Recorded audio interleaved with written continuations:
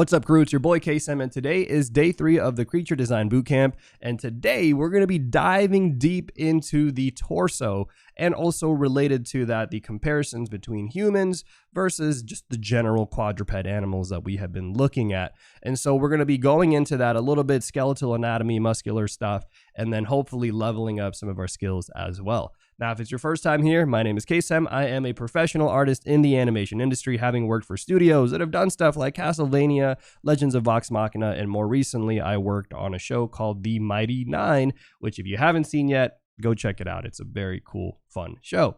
But yes, I also want to preface before we jump into all of this stuff today that this bootcamp series is not really a bootcamp series where I will be teaching you guys everything I've learned throughout the years of being a creature designer, because actually I have not done too much of that stuff. So instead, this is going to be a bootcamp series where I will be teaching myself things and along the way sharing what I've learned with you guys.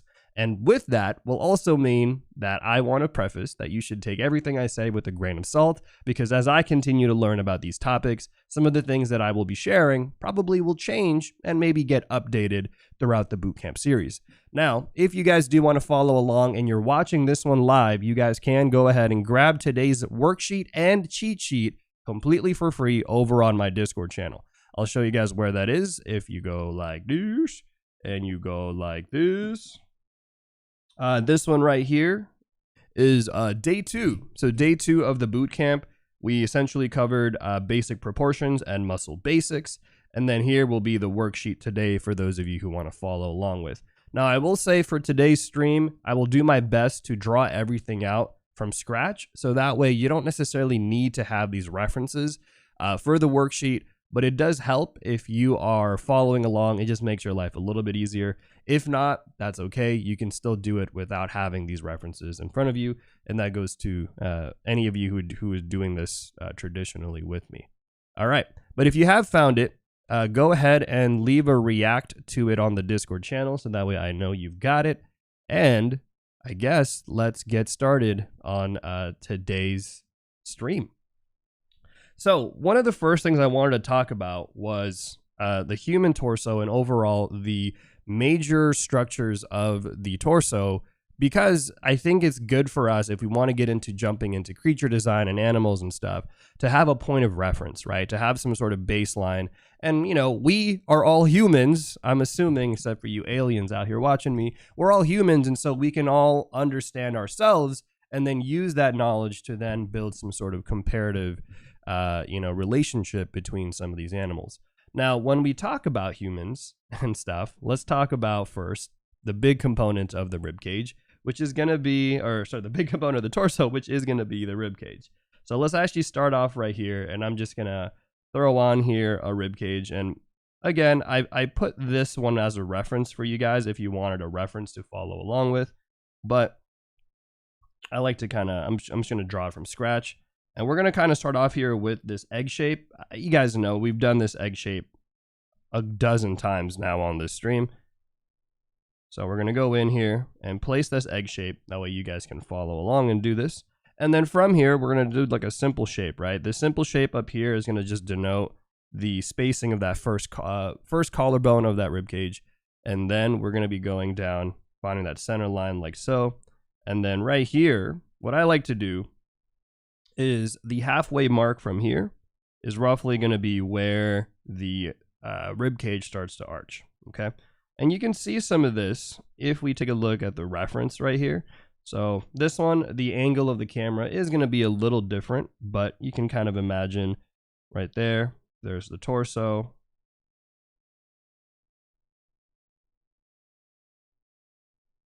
Right there, 5th rib, right? And so if you wanted to use the reference exactly, this might be how I will go about doing it this way. But we're going to just start from scratch over here as well, but more for just, reference and stuff, right? Now, what's interesting about the rib cage is a couple things.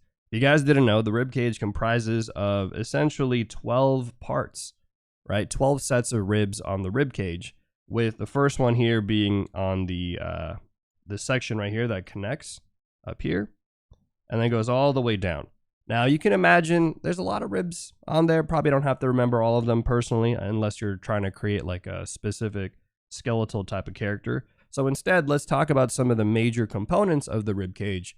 That will be something that we can keep in mind in the long term. And the major components are going to be one, starting off here with something known as the sternum.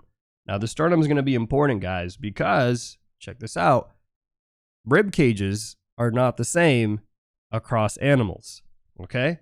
What do I mean by that? Well, I mean some animals, like let's say horses, they don't have 12 sets of ribs. Matter of fact, they actually have 18 sets of ribs.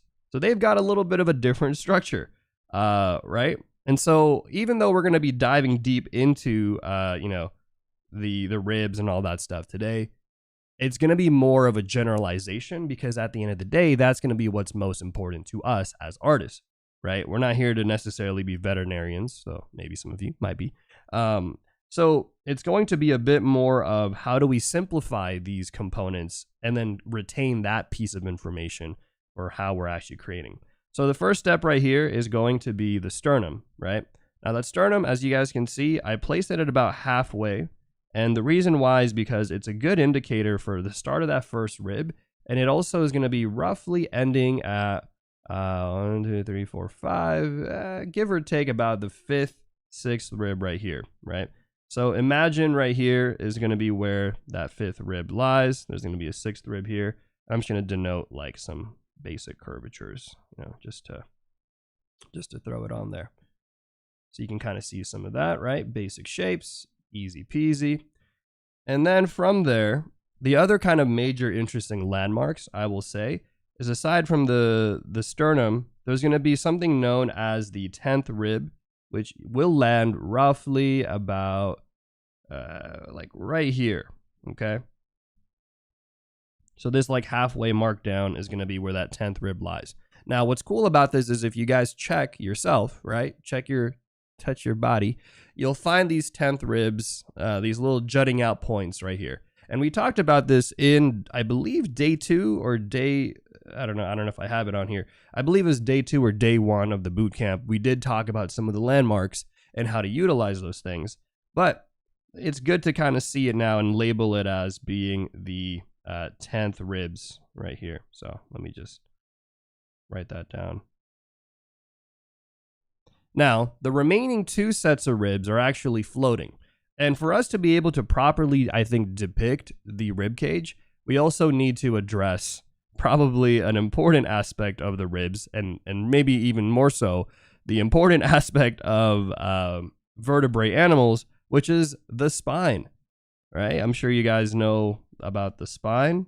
You wouldn't exist without them, because it's what literally keeps us up and alive and functioning. I think everyone needs a spine. What are some things that you probably could live without? Like, could you genuinely live without a liver? Is that possible, chat?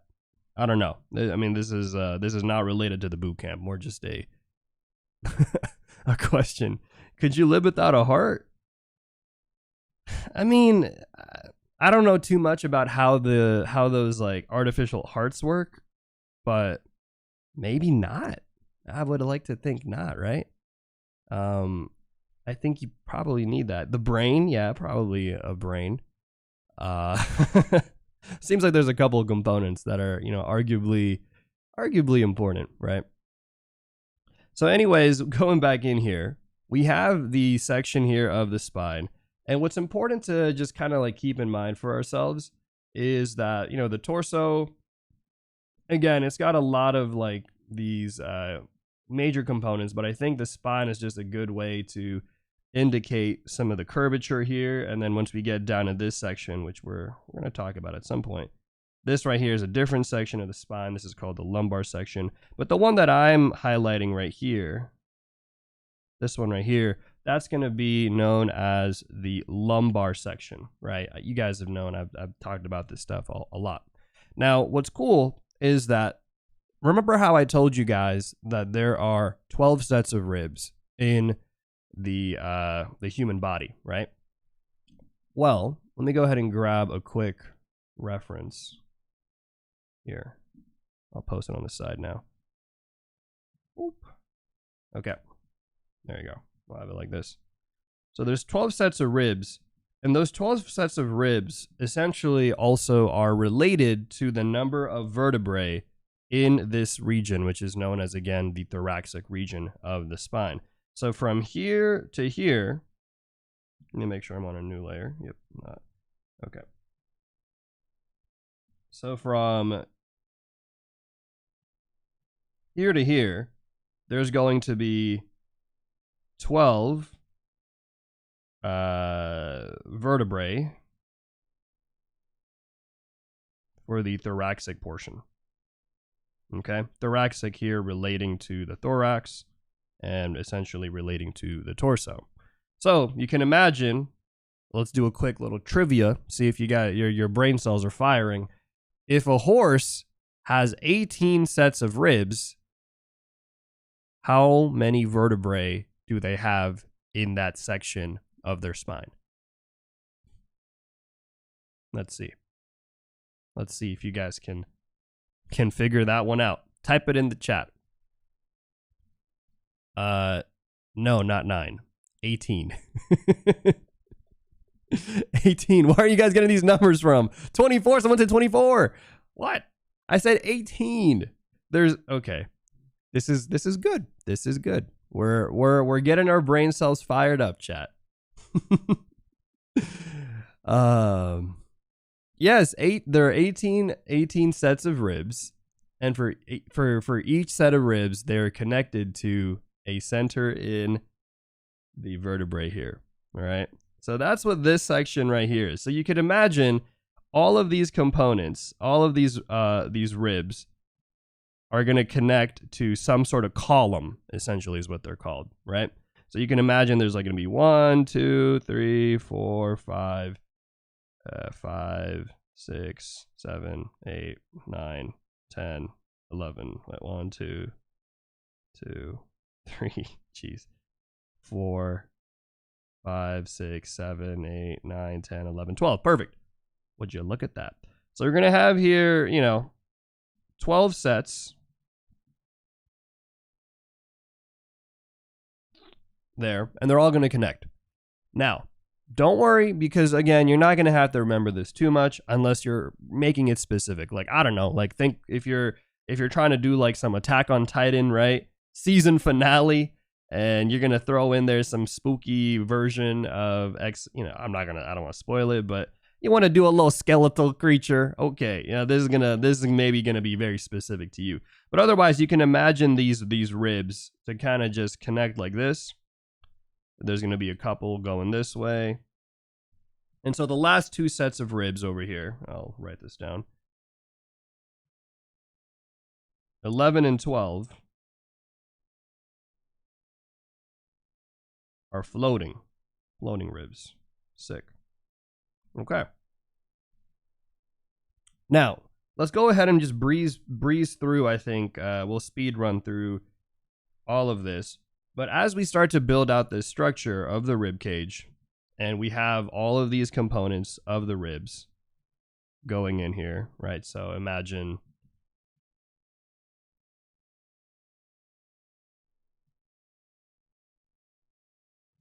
they go in like this. We got on the other side there, right? Ribs, ribs, ribs. What's going to be important, aside from the spine and the sternum, and also the overall set of the rib cage, which I think is maybe going to be the 3 major components there, is also going to be the clavicle, okay? So the clavicle is also known as the collarbone. You guys have heard me talk about this one a couple times as well. But now we're gonna we're gonna appropriately, set it out here and label it. Oops, hold on, go here. Okay. So hopefully so far this is not too hefty, right? You guys are following me all right? You guys are okay? So we have the clavicle. That's going to be this region right there. Then we're going to go in here, and last but not least, we're going to talk about the scapula, okay? Now, the scapula is going to be also known as the shoulder blades. So if you guys want to, like, you know, reach back, you'll find it as well there. And the scapula kind of sits along, kind of wrapping almost around the rib cage there. But it kind of creates this nice little form that you can kind of see on both sides. So there you go. We have here scapula, we have here the sternum, and then we have the clavicle. And we'll break these down a little bit more. And then from back view, I'll draw this in back view so you guys can see.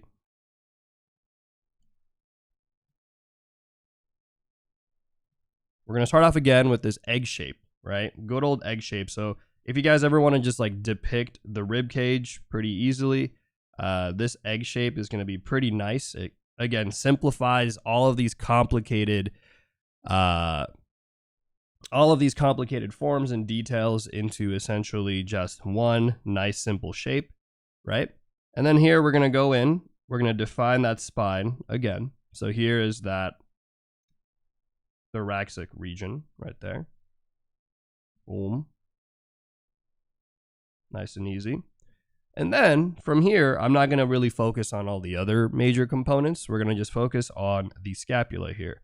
So the scapula from back view actually starts off with this nice ridge, okay? This ridge right here. You can use that to kind of create this landmark. And then the scapula is essentially like this triangular shape, like so.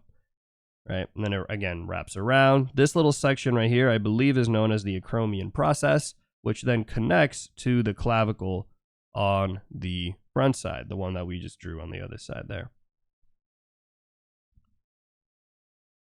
And then here on this side view, we're going to draw the scapula, making sure I'm drawing this one right, edge to edge here. And you'll notice that the halfway mark, like right here, is where I roughly place it. Right, so the scapula, to figure out like how long it should be, I like to just place it about halfway on the rib cage right there, and that way we just get a nice easy placement.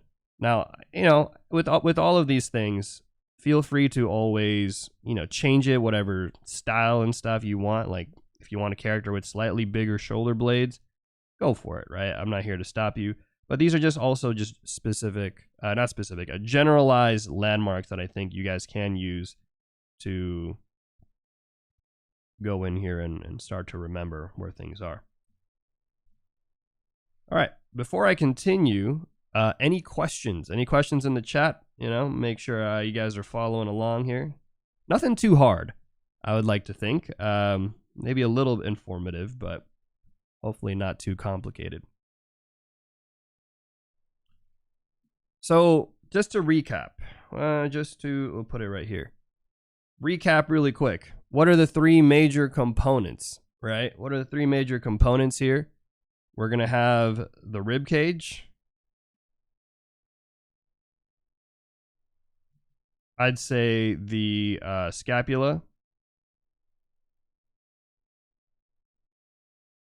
which is the shoulder blades again, and then the spine.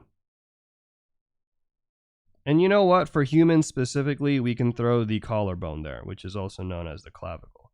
So, like, if there's anything to remember, it's going to be this, right?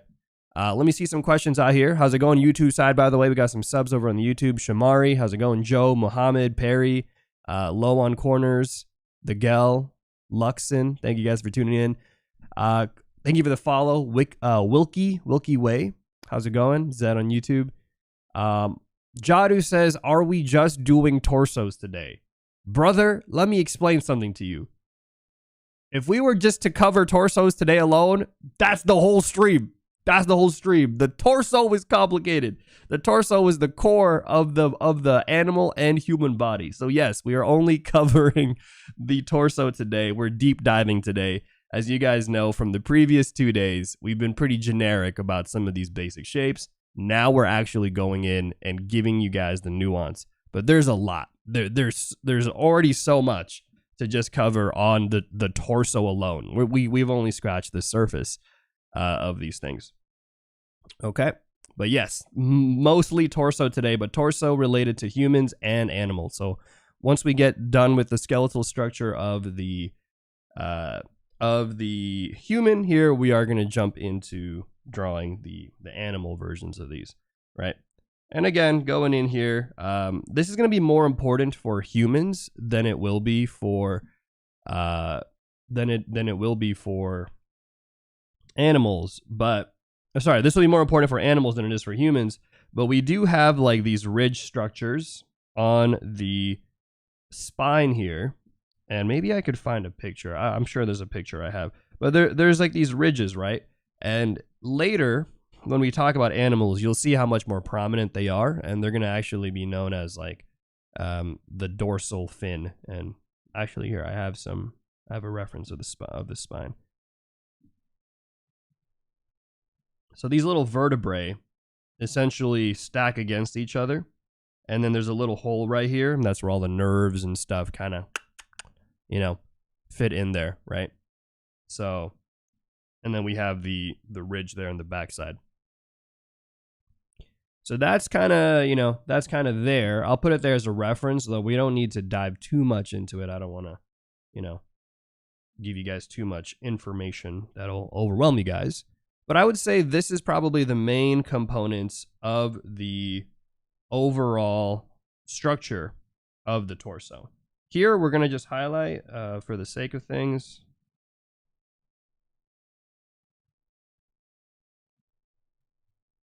This right here, you guys may know it, is the lumbar region, right? So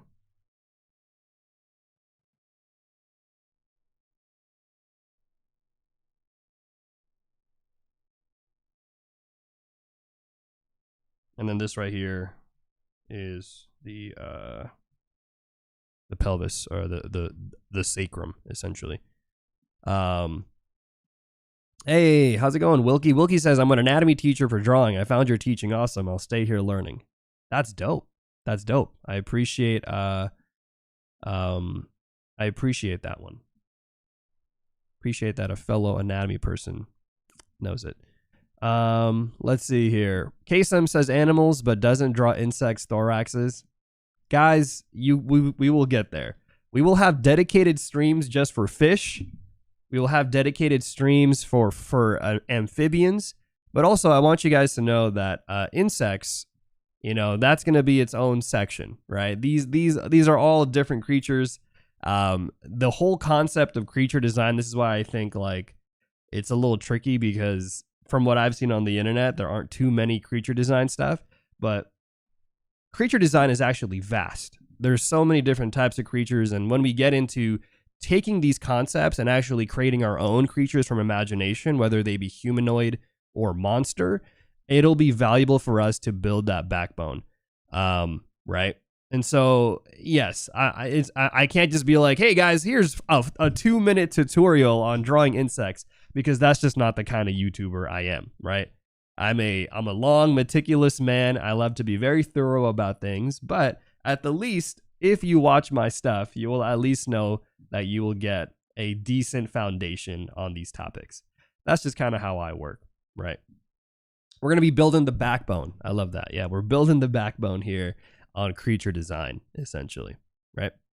Okay, so with that being said, we've got here some of the basic terminology, and I'll compile these a little bit nicer on into notes later. But I wanted to kind of just give you guys the baseline here. Will be running 182nd ad break and then shortly. Thanks for supporting the stream. Here, actually, I think I have another reference that I have. I'll share with you guys. I'll put it here. So one more thing I'm going to talk about, right? One more thing is going to be essentially right here. We can highlight some of these components, as I mentioned. So the yellow here is the clavicle, right?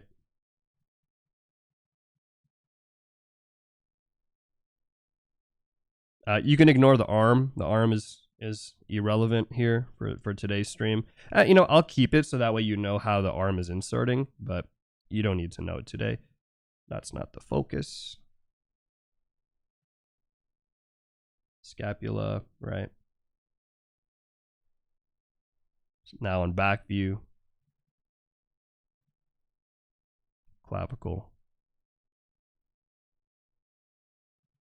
scapula. Now the reason why I had this reference, scapula, the reason why I had this reference right here is that I also wanted to highlight this section, which is known as the cervical, right? So cervical portion of the spine, which you can see here, I didn't include. So the cervical portion of the spine, which, one second. Let me just delete this. There you go. This is going to be 7 vertebrae, right? 1, 2, 3, 4, 5, 6, 7. The top one's going to be known as the atlas bone, but we'll have a dedicated day.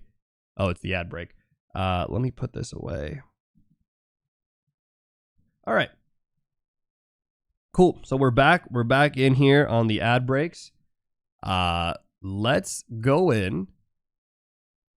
We have here the clavicle, scapula, right? So the cervical, right? So the cervical I was mentioning earlier has 7 vertebrae. Now, why is this important?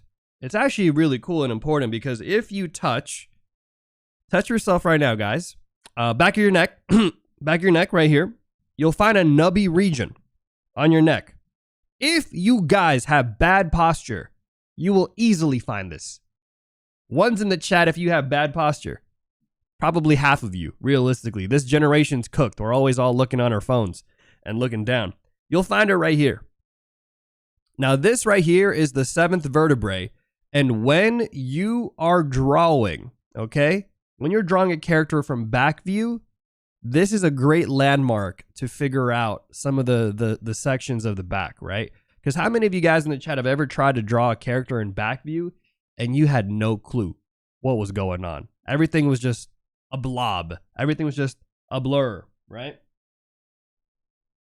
You're not, because you can see it right here. This little diamond shape that I drew right here. That's one of the greatest landmarks you can use for the back, aside from the scapula right there, and probably the dimples right there that's created by the iliac crest. It's huge. It's huge. It's huge.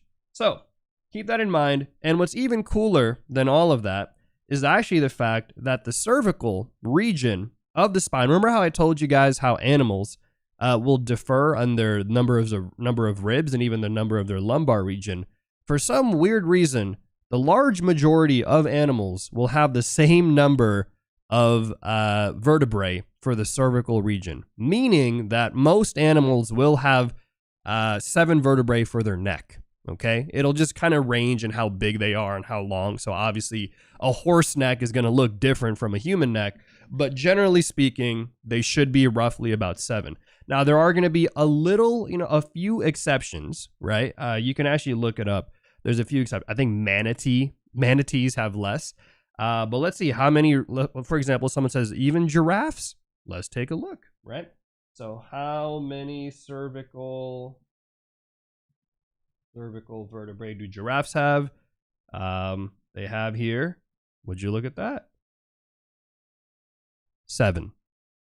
Crazy, right? So that's kind of a cool, fun thing to keep in mind, is just, you'll know that they'll roughly have about 7. Most, like the large majority, like 90%, maybe even higher than 90%, will have about the same number of the cervical vertebrae, okay? But we'll get to necks actually a different day. We'll get to the neck and the head a different day, because there's a lot of muscles there that are arguably, I would say, more important to animals than they are to humans. Okay, so anyways, we've got all this out the way. Let me go ahead and put them all in one layer, or one grouping, so I can just organize my files a little better. So now let's talk about this wolf right here, and let's actually deep dive into the torso anatomy of the wolf. Now, you guys have seen me do this one a couple times already, right? We've broken down some of the stuff, but we're gonna do it nice and quick over here. So the first thing I'm going to do is I'm going to find the landmark of where that neck is going to start. Halfway from there, we're going to go like this, right? Bring this down to the ground plane. This is going to roughly tell us, very, very fun, easy pieces of information here. But from here to here is roughly going to be how big that rib cage is going to be.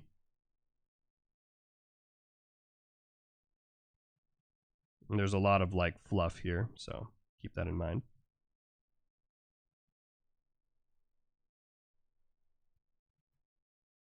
We're going to wrap this down for the lumbar region, and then this right here.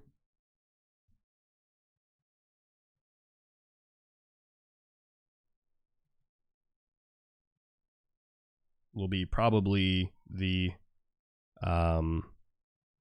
pelvis, right?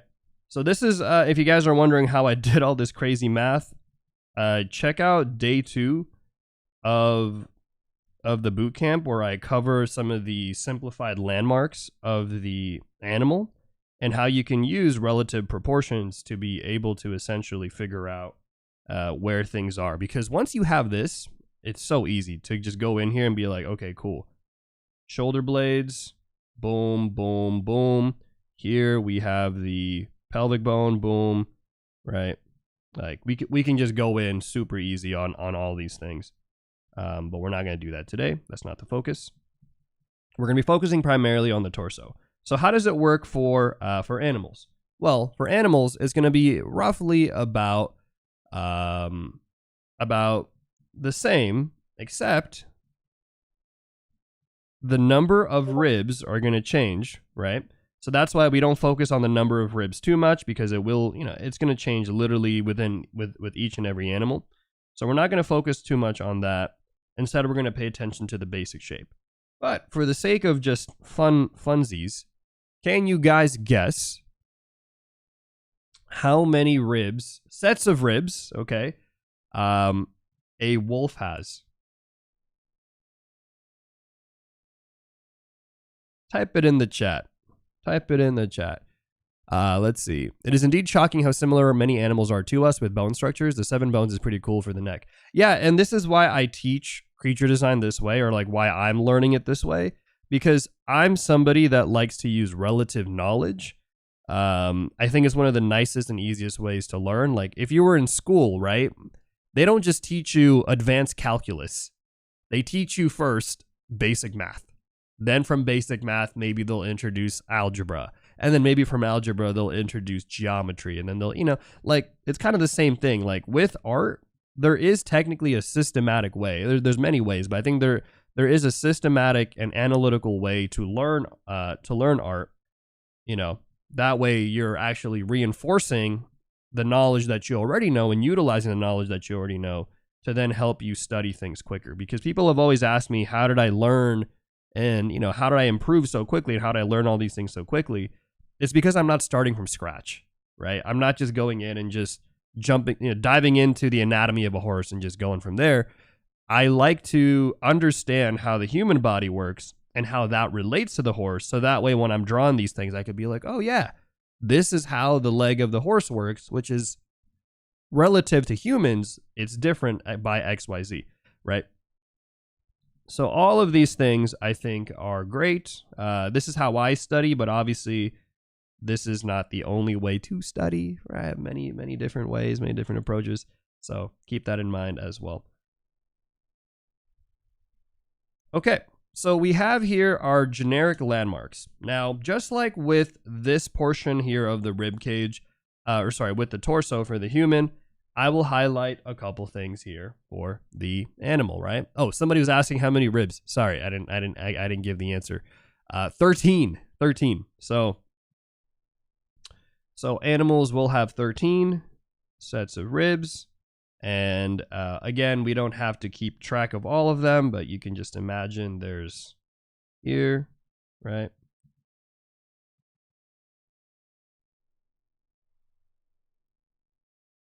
They kind of go all the way across. Boom, boom, boom. Oh, somebody earlier too asked, why do humans have a bow tie? Why do humans have a tie right here? That's called the sternum, and we're going to get to that. We'll probably get to that right after this, actually. But the sternum is actually important because it's how we are connecting the pectoral muscles, right? The chest muscles to be able to maneuver and stuff. So depending on how defined and how that sternum is structured, it'll actually influence what you're able to do. So when we talk about birds, which I'll do a quick demo for, birds are going to have these massive sternums, and these sternums essentially is what allows them to, fly, right? So we will talk about some of that stuff a little bit later, but for now, yeah, they're there. They exist. Okay. So anyways, we have here kind of essentially the same kind of components, right? A lot of similar components that we've talked about, that we have here. So, 1 second. Okay. So a lot of the major components. So we have, let me just label it. We got here the rib cage, right? Oh shoot, I forgot to do 1 second. The scapula. Not the scapula. Yeah, the scapula. So the scapula, the shoulder blades, that we've talked about as well in a different stream. But essentially those are going to sit on the side like this. And then also they're going to have like their own ridge like so. And then that'll connect to the arm.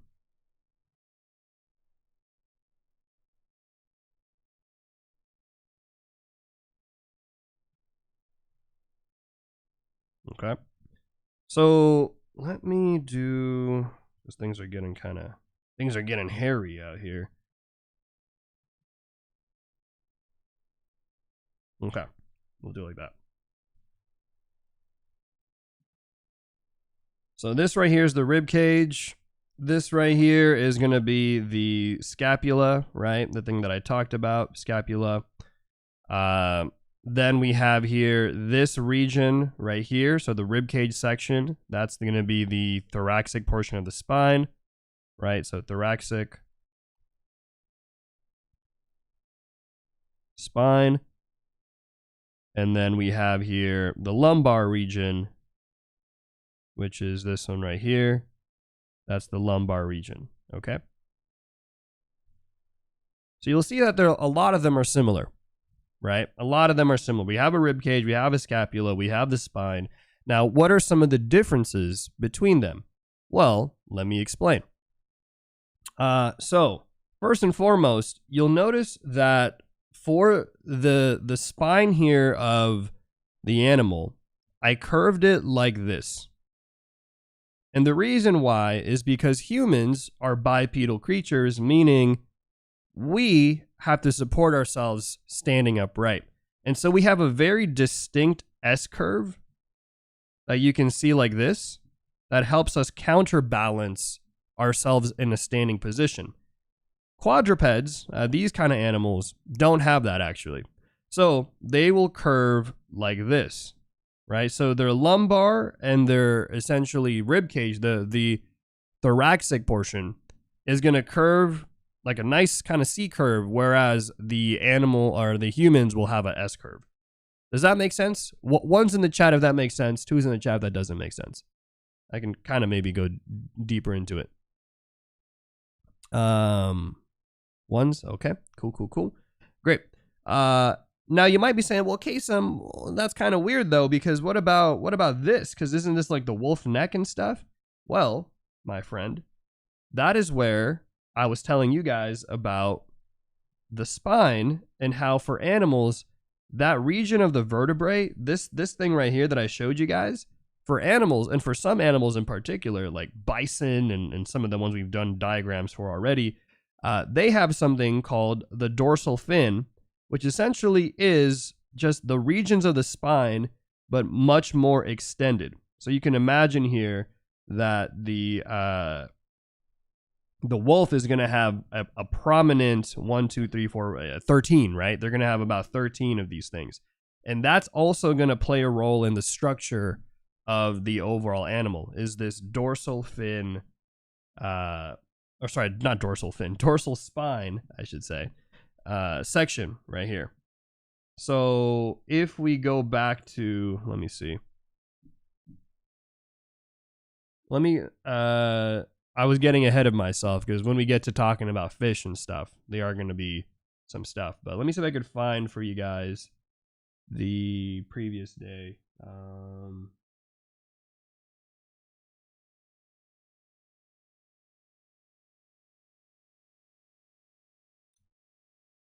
Yeah, on the previous day, I highlighted essentially that ridge on the bison, right? So, yeah. Wait, dogs or fish? Well, not necessarily, but dogs, fish, humans, amphibians, we're all categorized under vertebrae, meaning we all have a spine and we all grow from the spine such that we have similarities, right? This is why we talk about these things now, guys. It's important to talk about it now because when we get into something that's a bit more abstract, like a fish, it's going to make sense because we're going to be like, oh shit, hold on.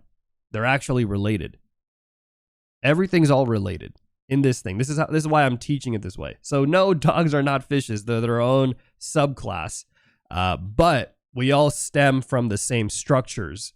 And so that is going to help us from an artistic perspective to be able to depict these things a lot easier, right? So anyways, we got here the dorsal, scapula, thoracic. Now there's one thing I missed, right? Which is the clavicle. And you're like, Kasem, what about the clavicle? Well, here's where things get even more fun. Some animals don't even have collarbones. Some animals will have them, but they're like vestigial, so they're not really, serving a major purpose. But humans have a very defined collarbone because of, again, the way that we're structured. Like humans, primates, the way that we're able to lift our arms and do stuff as bipedal creatures. Having that collarbone creates additional structure and support while also giving us the ability and mobility to raise our arms and stuff with the pectorals. Animals who are on essentially, all fours, they don't really have to rely on having to raise their arms. And so they don't really utilize that collarbone the same way that we do. And so in a nice way, when you're drawing animals, you don't have to think too much about the collarbone. I think some animals, maybe horses, let me double check. I don't know. I don't think they even have a collarbone. Do horses have collarbones? Let me see. I'm going to double check. No, horses do not have collarbones. Instead, the front legs are attached to their body by a powerful sling of muscles, tendons, and ligaments called the thoracic sling. So kind of wild. But again, this is why it's cool to see these things, and then we ask ourselves, why is that the case? Well, it's because they don't need to have their chest muscles be as prominent. And on top of that, removing the collarbone allows them to have a much more wider range of mobility. So they remove the collarbone, and then in return they get speed, right? So they get the trade-off there for collarbone, more speed, OP. Okay, so now we've covered for the torso here, essentially rib cage, scapula, thoracic spine, the lumbar region, the dorsal spine, and the rib cage. We have here our comparisons. So let's go in, and I will do my best here. We're gonna see how this goes. We're gonna go in now, and I'm gonna try to draw the differences between these two, right? So now we have this. It's like, cool, we have these diagrams, but let's make sure that we are applying these said diagrams into things. And then from there, we'll get into the muscles, because muscles will be important as well. Muscles will be important.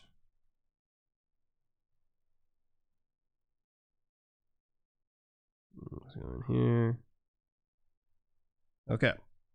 So now that we have this, let's draw some warm-ups, right? We'll get some nice little warm-ups in here, and you can kind of follow along with me on this one. So first, what I'm going to do is let's draw essentially this big blocky shape right here, and this big blocky shape is going to help denote the structure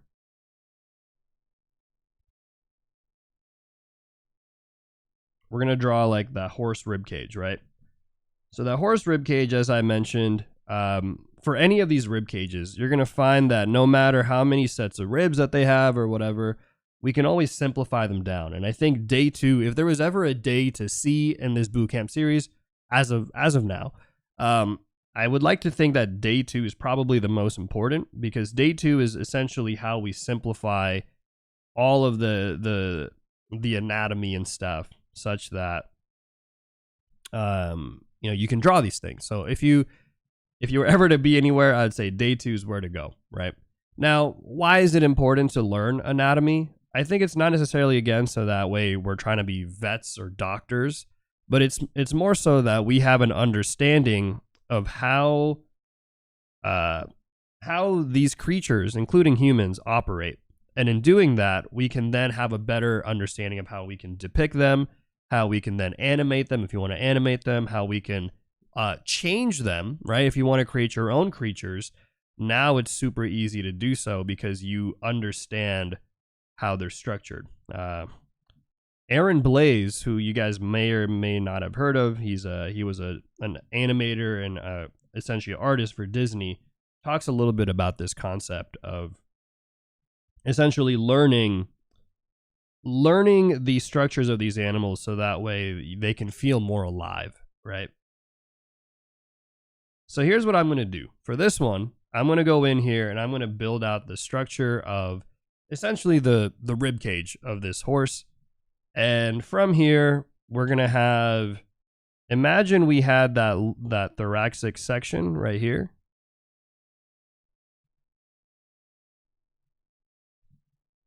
I don't know if I should draw the horse head, but we'll see. Maybe not. Maybe we're okay with just the head. So we're going to draw here just like this region, right? So the same thing that we have, but now we're going to do it in side view. And we're going to slowly build our things up from here. So again, unlike the human, horses don't have collarbones, so we're going to just like jump right in and essentially connect that rib. And as I mentioned, that first rib is going to connect to the sternum. So we have like this, and then we're going to have it on this side as well too. Like so. Hey, we're getting a bunch of subs over on the YouTube side. Welcome in. Thank you, Lynn, for the sub. Thank you, Gel, for the sub. Welcome in, guys, over on the Twitch side as well. Let's see. How's it going? Crate now, sleep later. Rai Unu. And yeah, people who are tuning in today. Welcome in, welcome in. So, anyways, going back here, right? We're just going to create this shape. I'm just going to do like a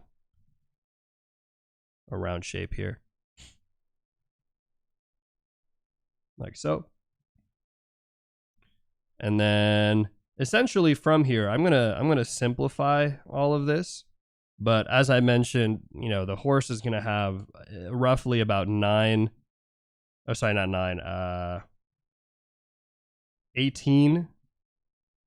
sets there of ribs. So when we're looking at a horse, you can imagine it's going to just kind of continue all the way across. Like so. Let's see. Aaron Blaze was one of the directors of Brother Bear. He was fantastic art courses for Salem's website. Yes. Yeah, so he did a bunch. Yeah, he did Brother Bear. He also, I think recently, I've only seen, I think, a minute or two of it, but he recently even made his own short film as well. Like a short, I don't know if it was a short film. I think so, actually. But yeah, there's a lot of like good resources, I think, across the internet. So, do find them and stuff. I try to, for me, whenever I teach stuff out here, just for reference for you guys who are wondering, the way that I usually grab these like information is I try to keep it as free as possible. So that way for anybody else who is trying to learn it themselves, they don't have to pay for like a, you know, $1,000 class or something to be able to learn. I try to learn these things through just searching on the internet and again, referential knowledge, though it can get a little tricky, ain't gonna lie.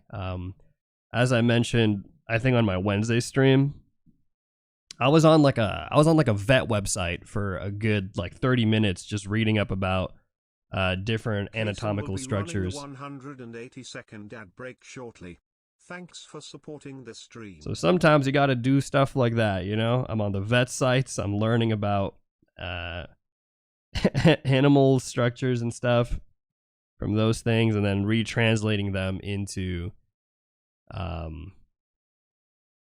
retranslating that into the artistic information that we actually need, because again, we don't need everything, I think, to just be able to draw these things out. We can get away, I would say, probably with most of the landmarks and stuff. There's a hand-drawn short film thing about polar bears on the Reddit. Yeah, that's probably Aaron Blaze's thing. You know? Now we all good. Exactly. Yeah, we don't need all of those things. You know, we don't need essentially all those things. All right, we are back from the ad break. Thank you guys for sticking around for the ads. Those ads do help me keep the streams monetarily viable, allow me to do what I'm doing out here, so that way you guys, you know, can just enjoy free content out here, educational content, and I can, you know, pay my bills and stuff. So those ads are helpful for that. And then if you guys do want to support the streams, if you guys do subscribe, just know that every 10 subs on the stream, we will drop another resource for free for everybody to grab out here. We're 2 away from getting another one. So if you guys, you know, are thinking about it, you want to use that Prime sub and also get the perks of the stream and also benefit everybody else here, I would say maybe consider giving it a whirl, you know. But yes, let's continue here. So basically, I've drawn out essentially kind of the structure here, right, of the horse and the horse ribs at least. And I'm gonna avoid drawing the whole rib cage section because that again is gonna be a whole different thing. But you can imagine the same components are applying here for the horse as they do for the human and even for the wolf. Now, maybe the only major difference that I will highlight is that horses have on their sternum section over here, I'll label it, their sternum is known as a keel. So it's like a keel sternum. Whereas humans are a little bit more flat. So keel, like a boat, I guess. I'm not a boat guy, so I'm not too familiar with a lot of the boat terms, but you know, I could imagine there is some sort of comparison there with horses and boats, possibly. Thank you for the follow, Barbusco Comics and DJZN. Okay, so now let's go in and let's just draw, you know, like the human version. Now, you can imagine if a human was kind of tilting their body down, probably would, you know, we'll go like this.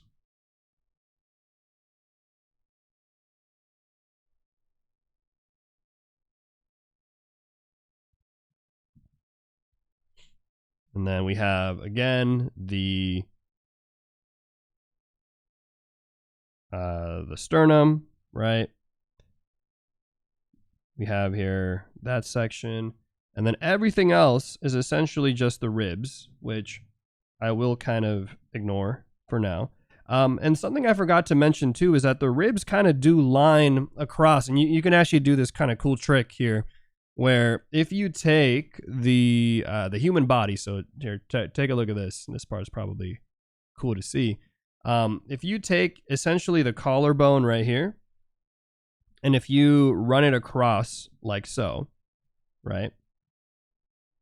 What you're also creating there is for the ribs, you can kind of see how it's blank here.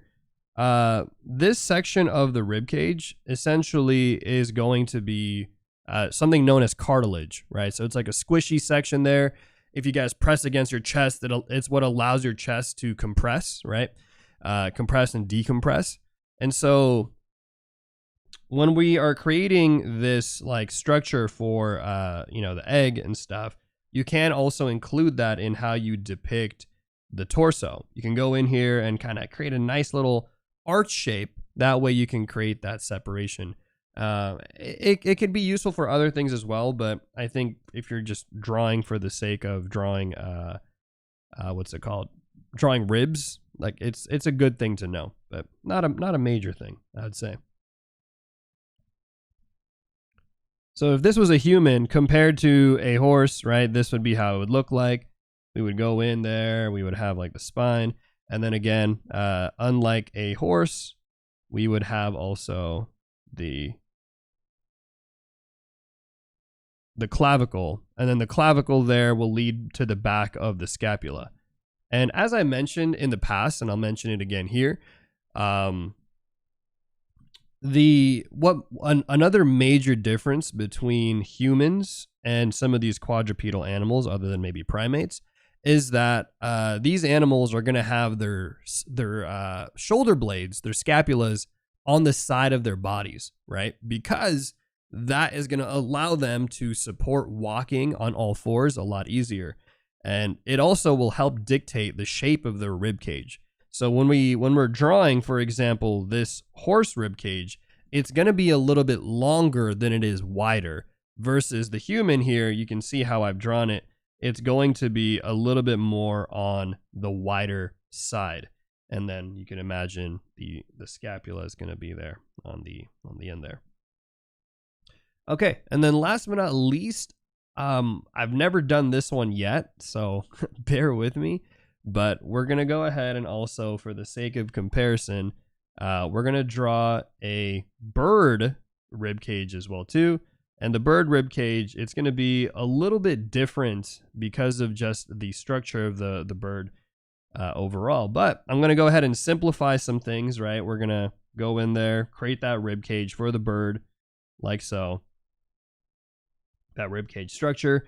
And I think the major thing for the bird is really that first section there for the sternum is going to create something known as essentially that the sternum shape is going to be kind of like this big blocky shape like this.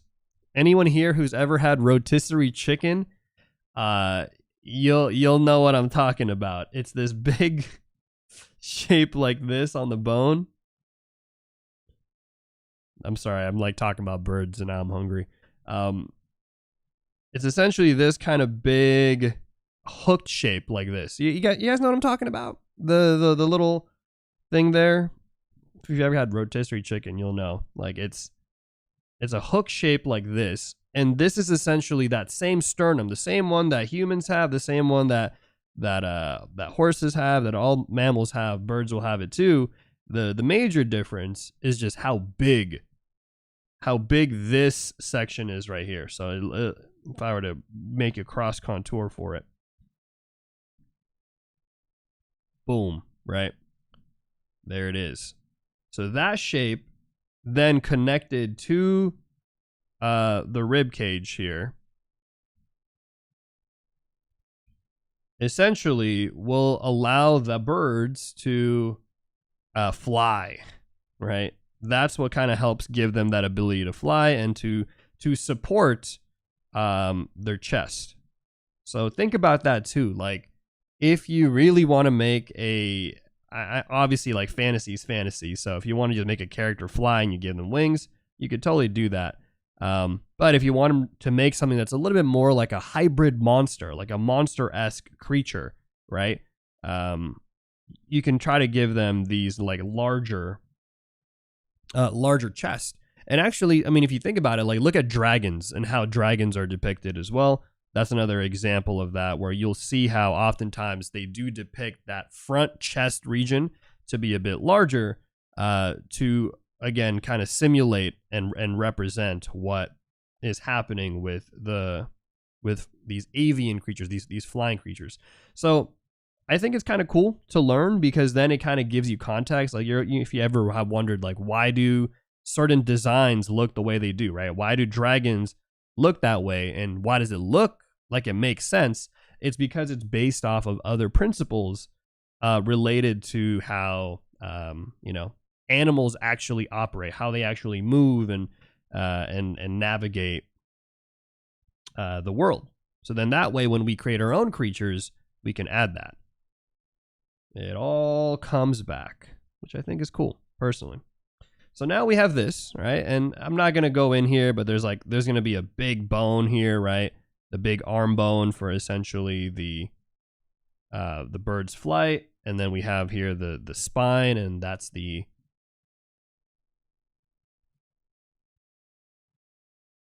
spine there is going to lead up to creating the neck portion of the bird. And, birds like horses and all these things are going to have different shapes for their neck regions, which we will get into a different day. And you can kind of see how, like, as you're looking at these, it's so weird. Like humans are just kind of, maybe I'm being biased because I'm human. I'm like, yeah, humans are, cool. Humans are different, but we do, like, there's a lot of weird things about humans. Even if you just study just like the structure of these things, like, we just are kind of built a little weird compared to some of these other animals. But I guess all animals are a little unique. I ain't gonna lie.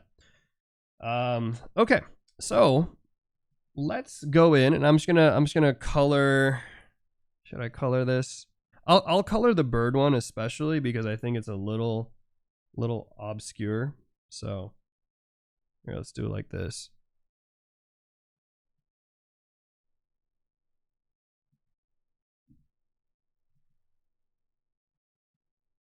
So you guys can kind of see where things are at.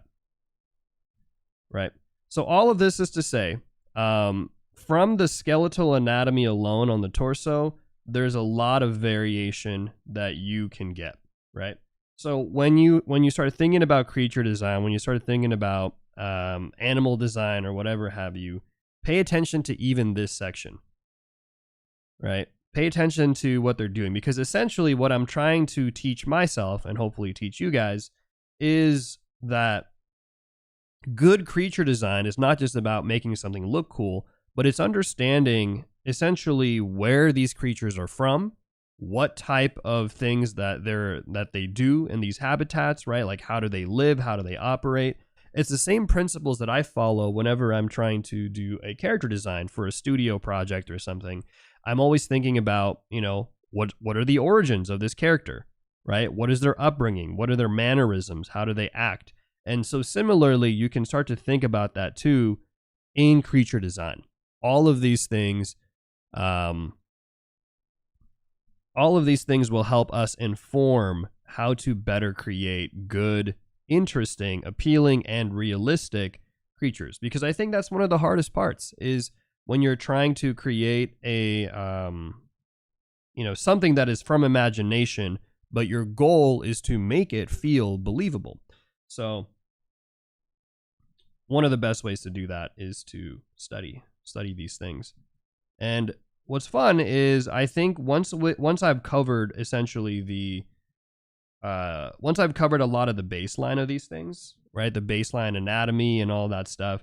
Again, you can start to learn these things yourself, right? You can go out there, grab some references, see what's up, and then boom, you're good. You've unlocked creature design all on your own without having to pay for a super expensive class or whatever have you, right? And again, these fundamentals, I think what I like to think is the stuff of how I approach these bootcamp series is essentially how I approach anything related to self-taught learning, right? Like, one's in the chat if you guys are essentially teaching yourself art, right?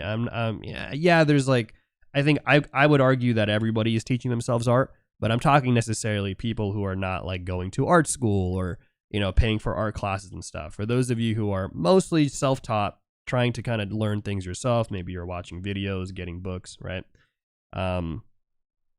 I find that building good, like one of the biggest hurdles, I would say, of being a self-taught artist, honestly, is just trying to figure out how to study, right? F's in the chat if you know what I'm talking about.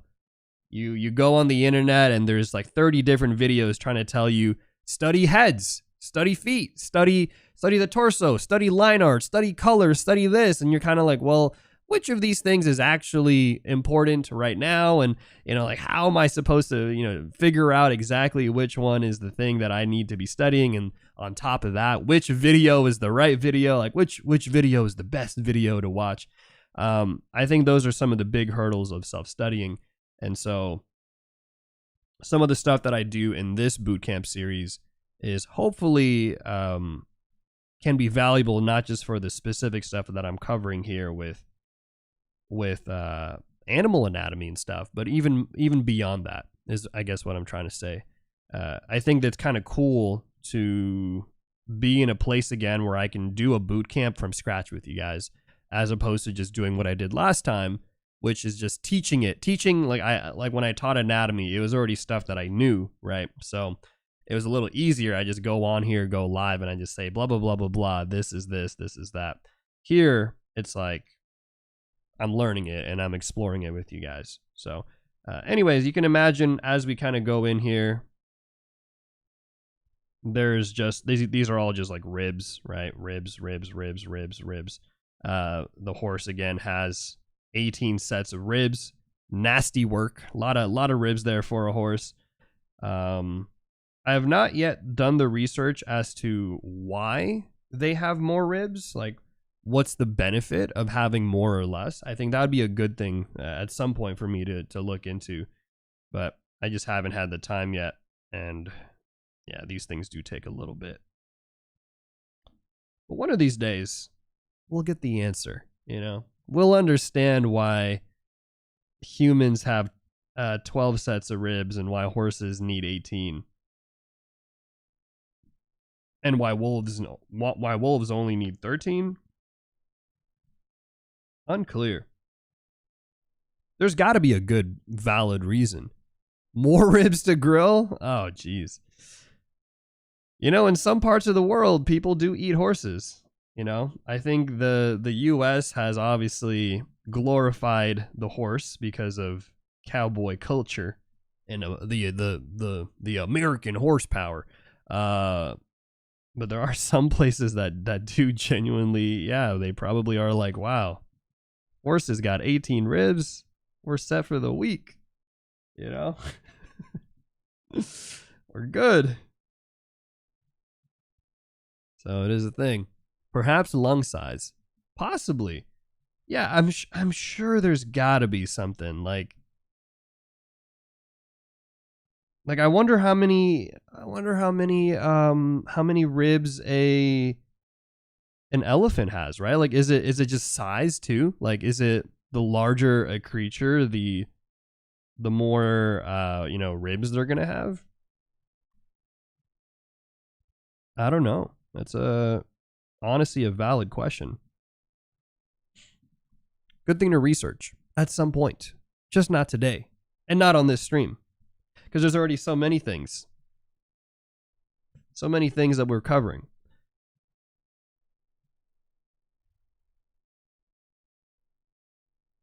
I also like this color of yellow. This color of yellow feels nice. Feels very bone-like. Look at whales. Okay, here's my theory. I think whales have less. I think they have just, actually, I don't know. I want to look it up now. How many ribs do whales have? Ooh, some way. Whales species will vary, but some will have 11 to 19 pairs. That's kind of crazy. So it's not actually that much different. The blue whale has 15 pairs of ribs, while some smaller whales will have some. So that even within species, different species of whales, they'll have different sets of ribs. Huh. If somebody wants to look it up, let me know. I mean, I'm curious because we would have thought like whales being as massive as they are. Maybe they'd have like 20 sets of ribs, you know, like 20, 30, but they have 15. So maybe it's like a proportion thing as well. Like for just as much as it is a size thing, maybe it's also relative proportions of where things are and how they need to operate. So it's kind of cool, kind of interesting. Here I like to add a little bit of color to my diagrams. I don't know. I think they look nice. I know that they take up a little bit of time, but if you're going to take your time to study, might as well have fun with it, right? Might as well make it look pretty. That's what I like to think. Makes it look nice to look at. So now what we're going to do is I'm going to take this skeletal anatomy that we have. I'm just going to copy pasta. Move it right here. And what I'm going to do is I'm going to now lower the opacity because we're going to be jumping into essentially the muscular anatomy, right?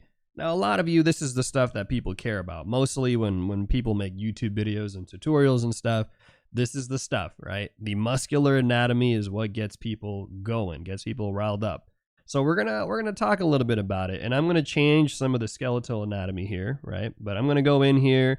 We're gonna take this clavicle shape, and I'm gonna actually raise it.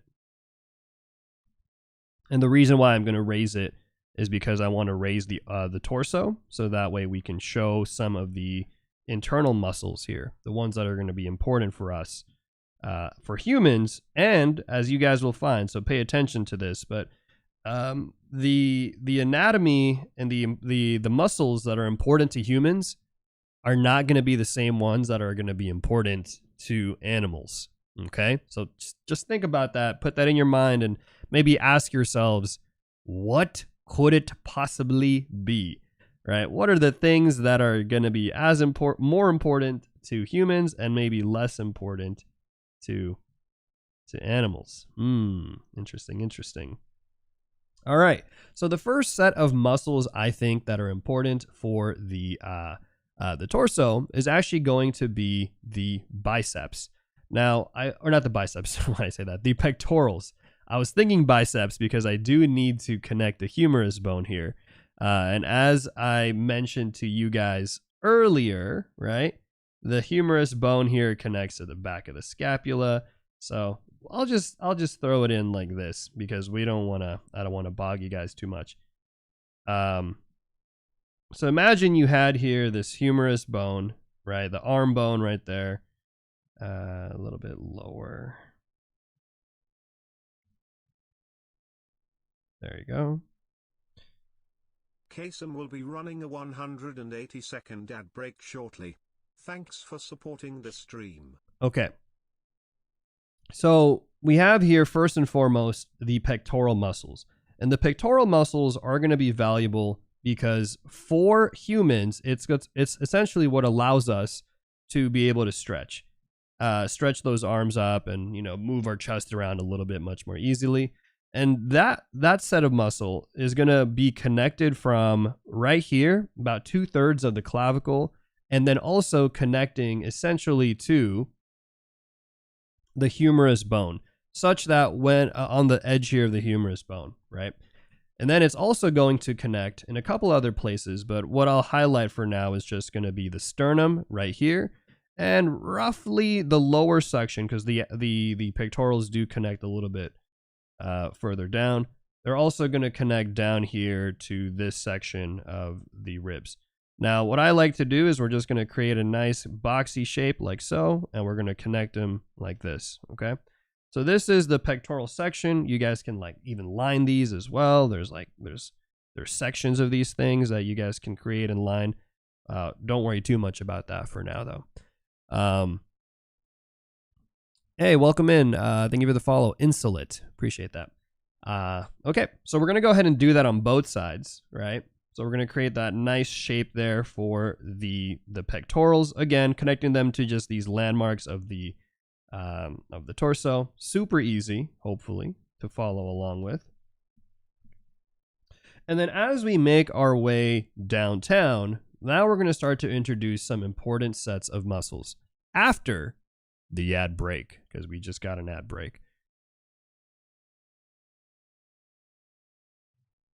Ah.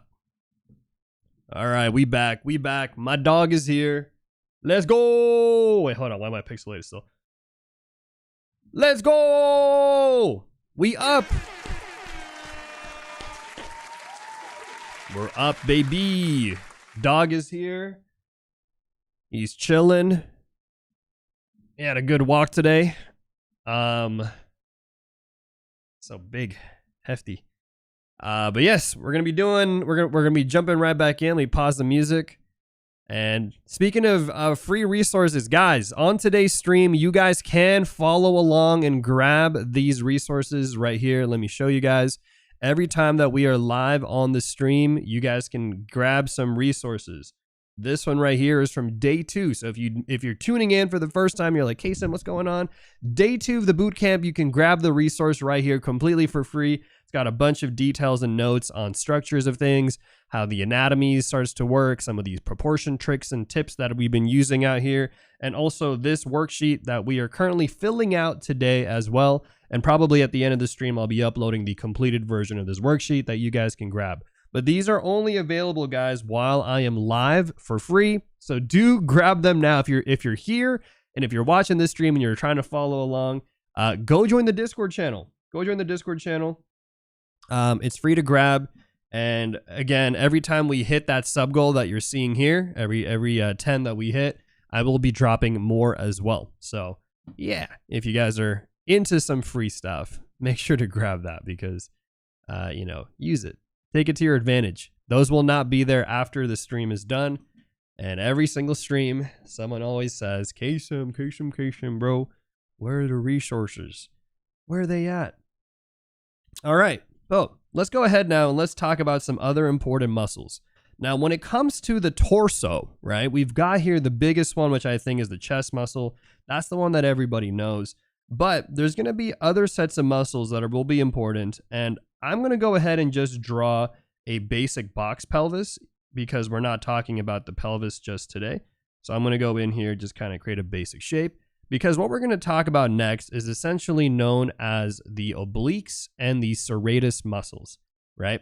Now, the way that I'm going to find them is I'm going to take the clavicle and funny enough, you're going to find the nipple shape, okay? Wherever your nipple is, and you're going to find an arch shape like that. And what this is going to do is it's going to tell us where those two sets of muscles are going to intersect, the serratus and, as I mentioned, the obliques. Now, what are these two sets of muscles? If you haven't heard some of the terms and stuff, essentially what those are is it's that zigzag shape on the side there of the torso. And if you guys have ever seen anime or really buff people, you've probably seen this, right? One's in the chat if you know what I'm talking about. It's a common thing out here. Now, what we're going to do is we're going to start off with actually the serratus muscles. And what's interesting about these serratus muscles, guys, is that they're actually going to originate on the back of the scapula right here. So the one that we were talking about earlier. And they're going to wrap around. They're going to wrap around this form and kind of create this fan-like shape, okay? And they're going to intersect here. They're going to connect essentially onto each set of ribs. Oh, thanks for the follows. Smokin' and worked. So you can kind of think of it like this, right? And if you want the specifics, you want the nuance specifically for like humans, because I don't know, you're interested. The first visible set that you're seeing is essentially from 5th to the 8th ribs, right? So from the 5th to the 8th ribs, because there's 12 of them total, it's going to be chilling right here, like so. Why are they called anterior when it's actually more posterior, KSM? My theory is because they originate from the backside, right? They're originating from the backside, and actually majority of it, even though you see some of it in the front, majority of that chunk of muscle is actually, again, coming from the back, the scapula, then wrapping around to the side there of the torso, right? So as a result of that, you're going to wrap it around right here to the front side of the torso. And so that section right there, that grouping is where you're going to have some of that visibility, right? So that's kind of what I'm saying here is it's wrapping from the back, but it's going to be fanning onto the front side like so. But the origins of it are the two connections of it are going to be on the scapula and on the ribs, both, right? So to say that it originates on the back is maybe not completely true because it has connections to both sides, right? So that's why. And I think if you take a look at the serratus muscles, actually, I think it only is actually connecting to the edge of the scapula. So it's not even, and it's on the inner side of the scapula too. But I will say, yeah, it's going to be mostly here on the front side is where we're going to see it, right? So yeah, anterior, front side, but it's going to be originating on the back side there. But I think we're going to predominantly see it, and it's going to be supporting the bones on the front side.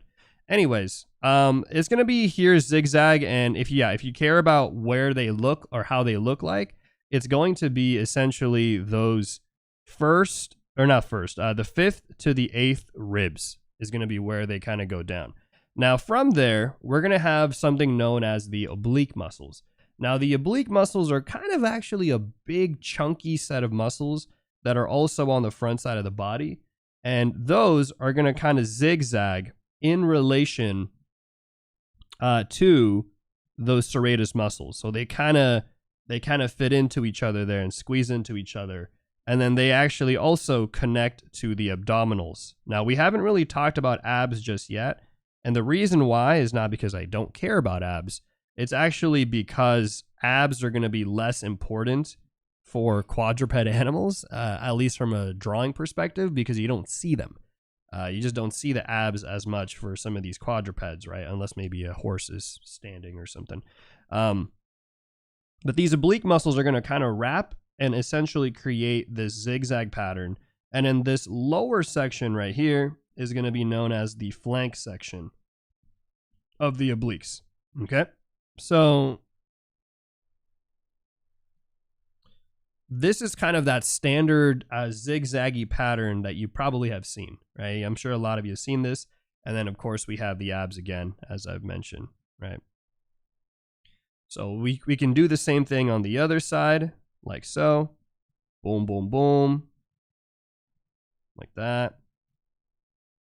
Right? And then we create the flank portion there of the obliques. Okay. Hopefully you guys are following so far, right? You guys are chilling. You guys are good. I always like to check because I do feel like some of the stuff that I cover out here, it's a little heavy. I think it works well for a YouTube video because people get to watch it and tune in and pause and stuff. But for a live stream, you guys are just here for the ride, essentially. You guys tuned in here. You're seeing this live. There's not really the option to kind of go back and be like, wait, what did he say again? What are we talking about again? So just making sure, double checking you guys are all right out here. The obliques rest on the iliac crest. Yes, yeah, a little section right there, nicely.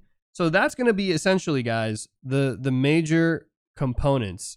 Oh, you can go back in Twitch? I think if you're subscribed, you can go back on Twitch, live. But I don't think you can if you're just watching it. I'm pretty sure. But I could be wrong. Maybe they added some new thing. Some new bells and whistles.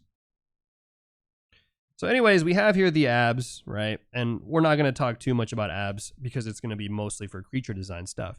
But now, when we go back here, let's talk about the infamous section that I think a lot of people struggle with, which is drawing the armpit section.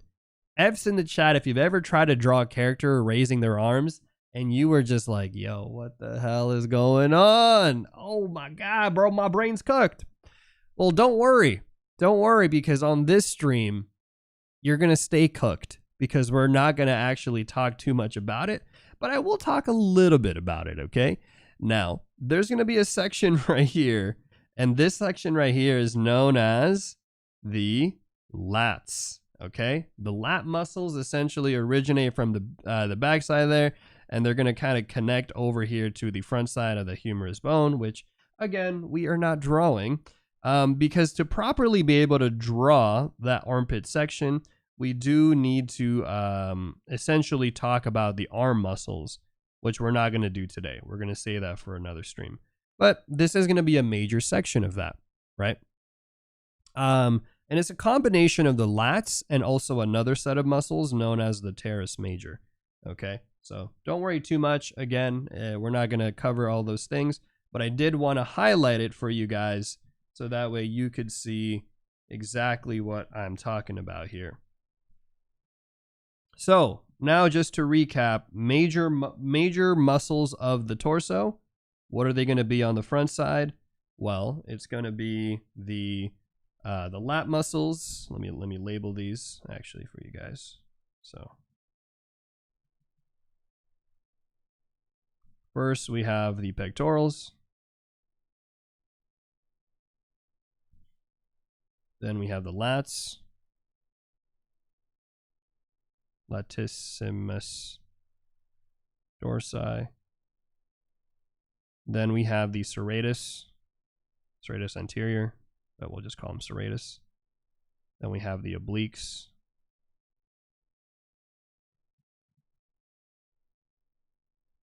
And then last but not least, the abs, which abdominals. Okay.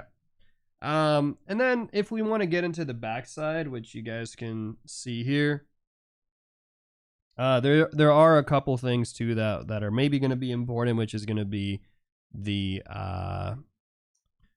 trapezius muscles, but we'll kind of avoid it for now. Actually, no, we'll talk about it. We'll talk about it very briefly. So here, as I extend this one right here, okay, as we extend the spine to include the cervical portion, because we kind of need to be able to properly talk about the what's it called? Not the lat muscles, but the trapezius muscles. We're going to essentially have a set of muscles that are going to connect over to the front side of the clavicle and over on the back side of the spine there. And that set of muscles is known as the trapezius. Okay. Somebody said, between you and Morpho, my anatomy study is on lock. Yeah. That's good. That's good to hear. That's good to hear. So there's a couple things, right? There's a lot of other things on there that we are not going to get into today. But I think this is good. Somebody on the YouTube side said there's also the coracobrachialis. We're not going to include that because that's primarily an arm muscle. I consider that more of an arm muscle because where it connects is essentially on the I believe the scapula to the humerus bone. So we're gonna avoid it for now. I want to say these are gonna be the major ones for for the human torso, essentially, is what we're prioritizing. Thank you for the sub, Le Pipo. Thank you. So here we have trapezius. Okay. Trapezius. Now that we've done that, this is the easy stuff, right? This is the easy stuff, I would say, because most of you probably know a lot of this, and if you don't know this, I think like it's you can commonly learn these things by just watching a lot of videos and stuff. People are always teaching this all the time. But now we're gonna get into animals. Yippee, animals. All right, so when it comes to animals, what exactly is going to be of importance, right? Maybe they're going to be similar, but I think there's going to be some subtle changes. So let's go ahead and I will go and draw it here. So let's start off with that basic shape that we've been using for majority of these things. And actually, you know what? maybe we don't. Maybe we do the other technique, the one that I showed you guys last time. There's a technique I showed you guys last time where you can break the forms into essentially 5, I guess 6 if you count the tail, but roughly about 5 major shapes.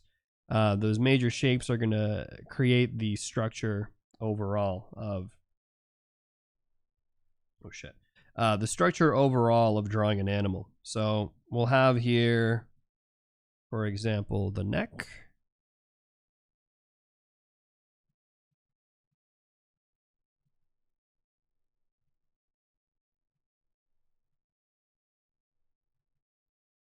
Okay.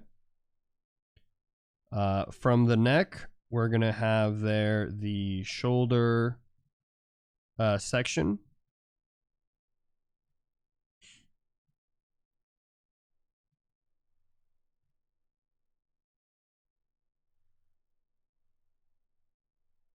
From that section there, let's draw like we can do like a cow, I guess. We'll have there the nether regions, right? The hip, the glutes, and essentially the combination there of the femur as well. And then we'll just create an arch there for the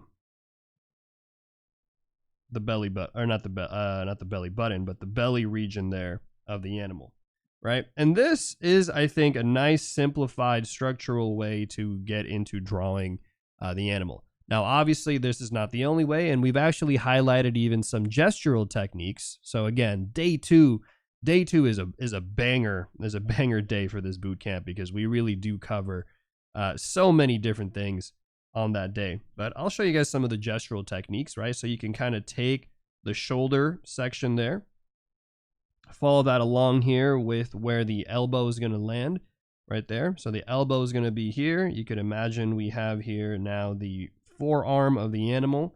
Then if this is like a hooved creature, right, let's say it's a horse or maybe a cow, we can then create the hand section now for that. And we can easily, let me just raise it up. We can easily kind of create a gesture for that, and even do that on the other side too. So it's super nice and easy to just go in here like that. On the back side here, we're going to take the shape of the pelvis, right? So the pelvis bone right there, it's going to be angled this way, nice and curved. We can do it on that side too. Then we'll take here the femur. Then we'll line up where the knee, so the knee and the elbow should be roughly in the same position. Obviously, we're in perspective, so it's going to be a little different. But then we're going to take the hind legs right there, and then we're going to create that shape. Boom, boom, boom. Look at that. Easy peasy. Now we're cooking. We're drawing animals. See how easy it is, guys? Oh my gosh. We've unlocked the world of being able to draw animals now from imagination. Crazy. I don't know about you guys, but I think it's exciting when you finally apply all of that information that we've been learning, and you put it into practice, and then you realize, like, wait, there's a system in place. I think Aaron Blaze did say this in one of his videos, but I think he said, like, the power of understanding anatomy is that you can start to reason yourself. You can kind of start to talk yourself into creating something from scratch, because you know, like, okay, this needs to connect to this, and this needs to be here, and it needs to bend this way. And then all of a sudden, you've managed to create something from imagination. Because I don't know about you guys, but I'm one of those people where I have a hard time visualizing things in my head. I think it's called aphantasia, right? F's in the chat if you know what I'm talking about. But for some of us artists, we don't really have the ability to just picture something in our head and be able to visualize that and then be able to translate it. Sometimes I'll look in my head and it's straight blank, right? It's just a black screen, essentially. And so one of the things that I think has allowed me to be able to be a better artist is to be able to understand the reasoning and logic such that I can figure those things out, even if I'm having a hard time not being able to visualize those things, right? And I oftentimes see on the internet people will talk about it as if it's a handicap. Well, they'll say like, "Oh man, I have a hard time drawing from imagination because I can't see things." And it's like, no, actually, matter of fact, you have a hard time drawing from imagination because you just haven't practiced, right? Having aphantasia or not having aphantasia is not going to actually make you a better artist. I think what will help you draw from imagination is being able to actually learn those things. But I think, if anything, I actually think having that aphantasia is more beneficial to me because it forces me to have to learn, right? It forces me to have to rely on the understanding of these things to then be able to execute on them. Okay, so now we're going to take this shape, right? This combination of, essentially, this is, I guess, my technique that I like to use, but it's a combination of gestural forms and also volumes, like a mannequinization and a gesture combo, right? Oh, hold on. Just moving some stuff around here for some space. So now I'm going to take this and let's talk about some of the muscular anatomy that goes in. So first, let's copy, paste, lower the opacity there just a tad bit. All right. Actually, here's what I'm going to do, because I think this is a valuable part of the stream. Would you guys want me to give you this as a screenshot? So that way you guys can follow along. I think this might be valuable. So I feel like if there's ever a time to follow along, this might be it. Because all of this stuff, the anatomy of the human and stuff, you guys have seen this. You guys, I've done this on stream before. You guys can watch other YouTube stuff before, other channels. But the animal stuff, I think this one might be a little bit new. So I think you guys might want this. But let me just check in the chat. One's in the chat if you guys want me to upload this one for you guys, or two's in the chat if you're like, it's cool, KSM. We'll just watch along. We'll just absorb it passively. Which, you guys know my stance on that. You guys know my stance. Usually I like to say that just because you watch something does not mean you understand it. Okay? I kid you not. This is like the fallacy of this generation of artists, myself included, because I'm part of that, is the fallacy of thinking that because we have so much accessibility to education, like YouTube, Instagram, and all these resources and online stuff, that just because we watch it doesn't mean that we know how to do it. Anyways, I've uploaded it for you guys. A few of you have typed ones both on YouTube and on Twitch. So go ahead and grab this this image right here. It's just a little bit better quality than if you were to screenshot it from my stream directly, because my stream is only 1080p, but I can screenshot it at a 4K for you guys. So grab this, because what we're going to do, and I guess leave a react if you find it, is we're going to talk about now how to apply the muscles onto this, or maybe even more so, where do they go, right? So I'm going to lower the opacity, and just like with everything else we've done so far, 180-second ad break shortly. Thanks for supporting the stream. Just like everything we've done so far, we're going to get hit with an ad break, which is fine. It's right about when we're going to start. So it'll give you guys some time to download this thing, okay? Follow along. And then here, I'm going to go in and I'm going to build out that basic structure, the one that you guys have been seeing me do all stream at this point, right? The rib cage. So again, if there's anything to take out of today's stream, like what is the most important set of bones in the torso? The rib cage. You know, that's really it. Everything else will fall behind on the wayside, but the ribs will stay. The ribs are here to stay. So we're going to go in and I'm just going to start, adding in some stuff here. For now, you can follow along, or you can just watch, I guess.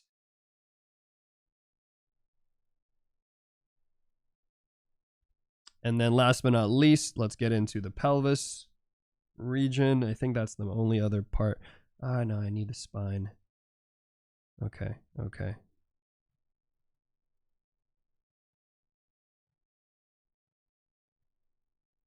These bovine creatures. And then we'll get the pelvis there. And I think we don't need any of the leg bones and stuff, so we're going to ignore the leg bones, okay?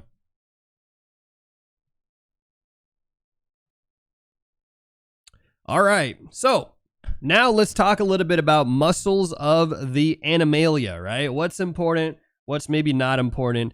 I asked you guys this question earlier. What do you guys think is the most important parts of the torso muscles for animals, right? And the reason why is because it is, I think, a very good exercise into thinking about a couple things, right? Thinking about arguably what is most important for us when it comes to drawing the animal. And what I'm going to do is let's talk about it. So the first set of muscles that is actually going to be important is going to be the obliques. The obliques are going to be so important for animals. And the reason why, guys, the reason why the obliques are going to be important is because you need the obliques as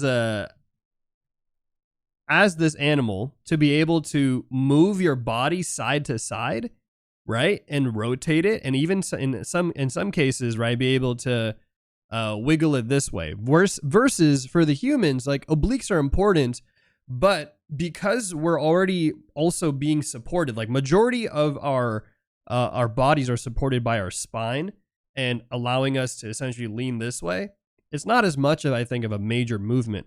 Versus for animals, it's a little hefty. There's a lot of movement there that they have to do. So unlike, I would say, unlike humans, the obliques are going to be a major section that will be important here to understand, right? So pay attention to the obliques. And later, I don't know if we'll get to it on this stream because I do have to, today's stream has to end a little bit earlier. But essentially, this is going to allow such, like, all that massive volume on these creatures, whether they be a horse or a cow or whatever.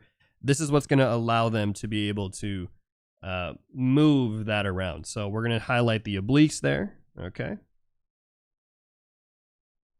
Nice and easy obliques.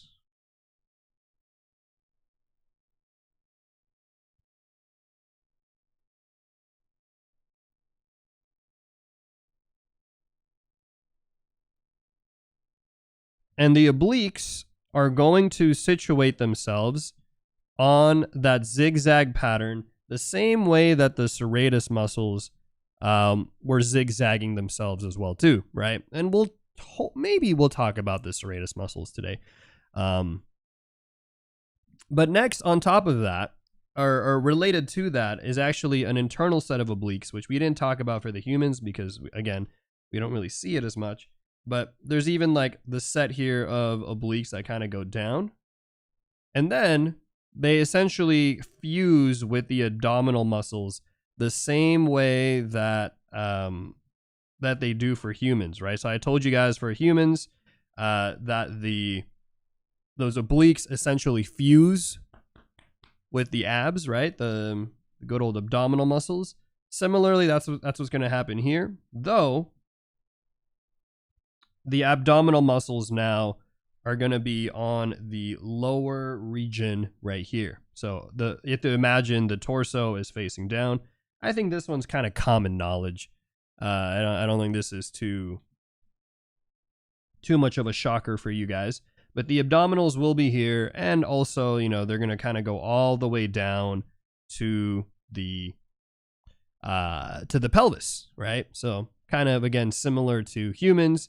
They are going to make their way downtown there. But as you can see, or maybe unlike as you can't see because they're underneath. Shit, I'm on the wrong layer. It's okay. We live life. The pectoral, or not the pectorals, the abdominals are going to be here. So the abdominals are going to be super important for the very same reasons that they're important for humans. They allow for crunching of the torso. And so when a creature is running, right? Imagine if a creature is running like I don't know, let's see if I have it here.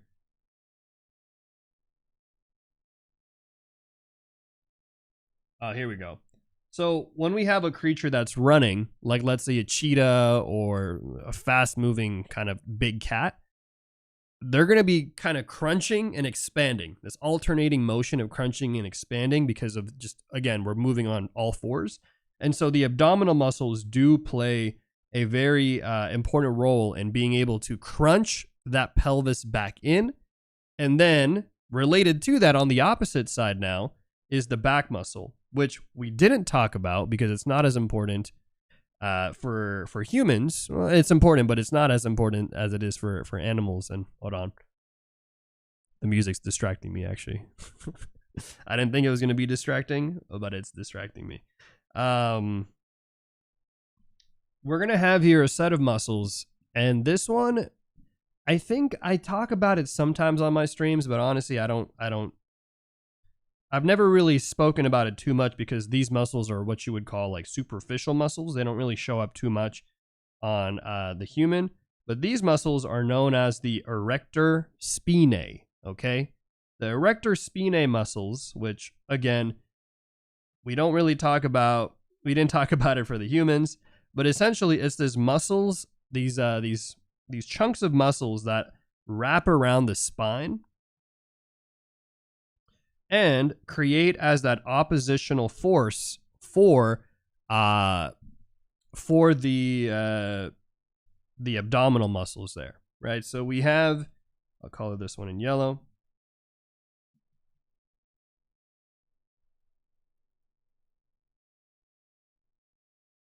Right here. These are going to essentially create the muscles that support the pulling back, right? The pulling back there of the body. So think about those two, and then here we can kind of create some lines and stuff. And then, hold on, this actually needs to... Let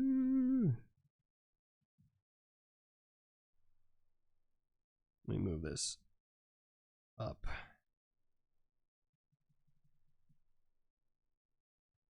Okay, cool. So then this is going to go all the way, these abdominal muscles are going to go all the way back here because it's connecting back to the pelvis, the center of the pelvis, right?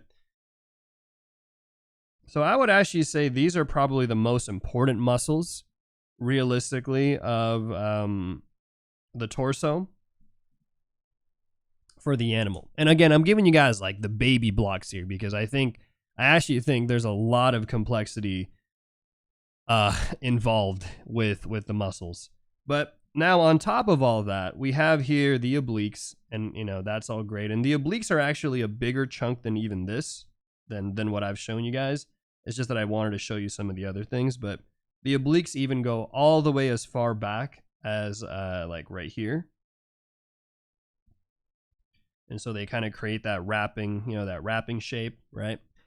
Then we have the same set of muscles that we talked about earlier. We have now the latissimus dorsi, right? And so those lat muscles are going to probably originate a little bit past that, a little bit past the rib cage, so that's kind of roughly where the start of that lumbar region is, the one we talked about here for humans. And that is just going to go right here. And we're going to tuck it behind the arm because the lats essentially are going to, they're going to connect to a couple things. But for the sake of things here, as I mentioned, they're going to connect to the humerus bone, but we're not drawing the humerus bone today. So we have like these lat muscles right here. Okay. And that I'll color in green.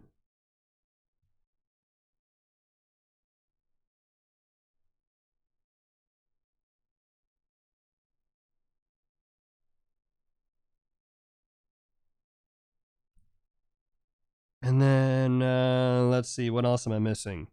Oh yeah, last but not least, the serratus muscles, right? And those serratus muscles, as I talked about, they're kind of like those zigzags, right? And here in this case, you'll kind of see how it's maybe not as important as it is, or not as important, not as cool, I would say. Like they don't stick out as much as as they do for humans, because it's such a smaller subsection now. Those obliques really become much more prominent, I think, in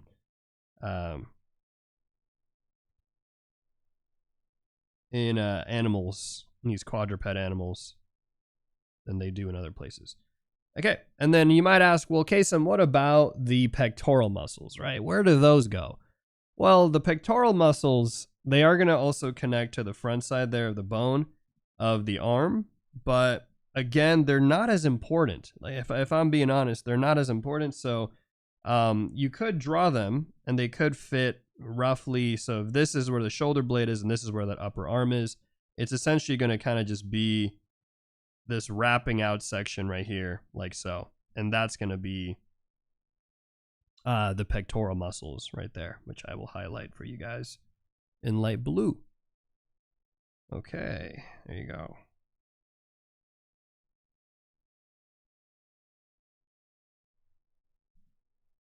But that, I think, for the most part, is all the torso, is all the major important torso muscles for the quadrupeds and the animals, and how they again relate to humans.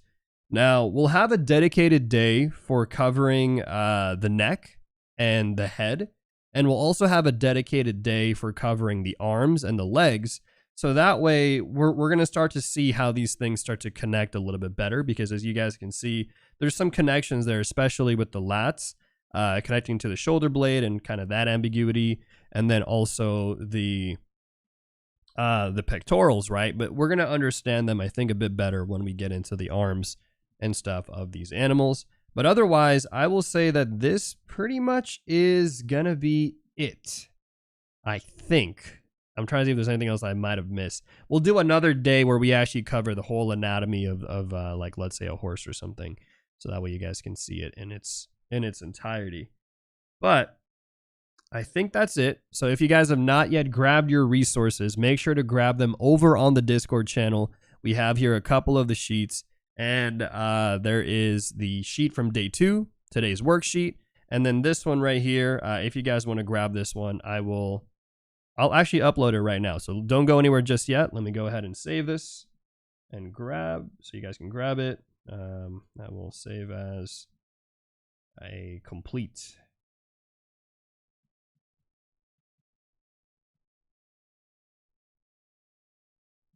Okay, and then we'll save it as a PNG file. But boom. There it is. We've done it. And then I'll compile these nicer and place them into. Ooh, made that line. I'll compile it nicer and then save it as a cheat sheet file for next stream as well, so you guys can go ahead and grab that sheet. But let me save this. All right, there you go. And if somebody can type !Discord in the chat, so that way people know where to grab this thing, that would be great. And I will be uploading it right now.